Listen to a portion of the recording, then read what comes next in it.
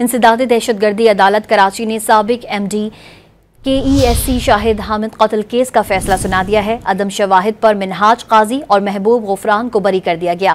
इस बारे में मजीद बात करेंगे नुमाइंदा डॉन न्यूज शफी बलोच से। शफी, बताइएगा मजीद क्या कहा गया है फैसले में?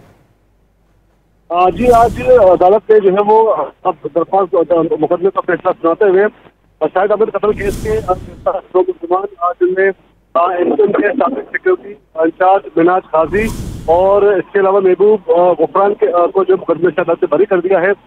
तकाजा की जानिब से जो मुलजमान के खिलाफ जो है वो इल्जाम साबित नहीं किए जा सके, तब तक दौरान समाअत मुकदमे के दौरान जो प्रोसिक्यूशन की जानिब से मौक़िफ़ इख्तियार किया गया था कि मुलजमान पर कराची इलेक्ट्रिक के साबिक MD शाहिद हामिद को जो है वो 97 में कत्ल किया गया था। मुकदमे में मुलव्विस सूरत मिर्जा को इंतजाम विरोधी अदालत में 1999 में जी। इंसदादी दहशतगर्दी अदालत कराची ने साबिक MD KESC शाहिद हामिद कत्ल केस का फैसला सुना दिया है। अपडेट कर रहे थे शफी बलोच, बहुत शुक्रिया आपका।